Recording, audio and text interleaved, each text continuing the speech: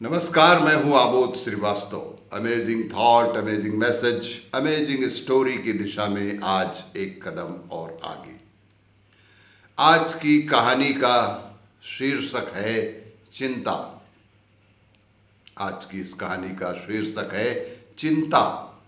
एक राजा की पुत्री के मन में वैराग्य की भावनाएं थीं।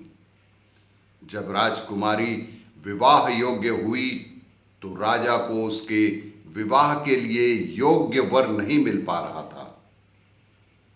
राजा ने पुत्री की भावनाओं को समझते हुए बहुत सोच विचार करके उसका विवाह एक गरीब सन्यासी से करवा दिया।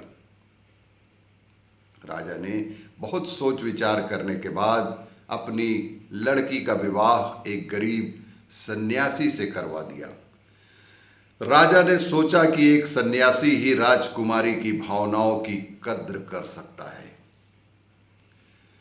विवाह के बाद राजकुमारी खुशी खुशी सन्यासी की कुटिया में रहने आ गई।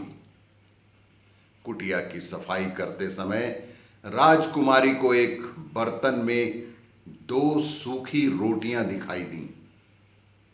उसने अपने सन्यासी पति से पूछा कि ये रोटियां यहां क्यों रखी हैं। सन्यासी ने जवाब दिया कि ये रोटियां कल के लिए रखी हैं। अगर कल खाना नहीं मिला तो हम एक एक रोटी खा लेंगे। सन्यासी का ये जवाब सुनकर राजकुमारी हंस पड़ी। सन्यासी का ये जवाब सुनकर राजकुमारी हंस पड़ी। राजकुमारी ने कहा कि मेरे पिता ने मेरा विवाह आपके साथ इसलिए किया था क्योंकि उन्हें ये लगता है कि आप भी मेरी ही तरह वैरागी हैं। आप तो सिर्फ भक्ति करते हैं और कल की चिंता करते हैं। आप तो भक्ति करते हैं और कल की चिंता करते हैं। सच्चा भक्त वही है जो कल की चिंता नहीं करता और भगवान पर पूरा पूरा भरोसा और विश्वास करता है। अगले दिन की चिंता तो जानवर भी नहीं करते हैं। हम तो फिर भी इंसान हैं। अगर भगवान चाहेगा तो हमें खाना मिल जाएगा और नहीं चाहेगा तो बिल्कुल नहीं मिलेगा। तो रात भर आनंद से प्रार्थना करें। ये बातें सुनकर सन्यासी की आंखें खुल गई। उसे समझ आ गया कि उसकी पत्नी ही असली सन्यासी है।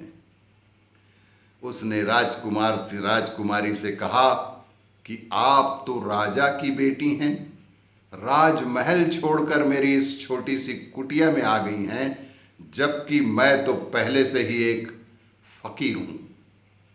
फिर भी मुझे कल की चिंता सता रही थी। सिर्फ कहने से ही कोई सन्यासी नहीं होता। सिर्फ कहने से ही कोई सन्यासी नहीं होता। सन्यास को जीवन में उतारना पड़ता है। अपने मुझे वैराग्य का महत्व समझा दिया। सन्यास एक आचरण है। सन्यास एक आचरण है जिसे पूरी आत्मा में उतारना पड़ता है।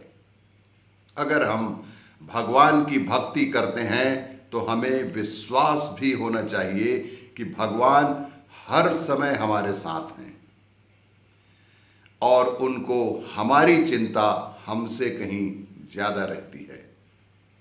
कभी आप बहुत परेशान हो, कभी आप बेहद परेशान हो, कोई रास्ता नजर नहीं आ रहा हो, आप आंखें बंद करके विश्वास के साथ पुकारें। सच मानिए, थोड़ी देर में आपकी समस्या का कोई ना कोई समाधान अवश्य मिलेगा। बस अपने अंतर आत्मा में इतना बड़ा विश्वास पैदा कीजिए कि निश्चित रूप से आपकी समस्या का कोई ना कोई समाधान अवश्य मिलेगा।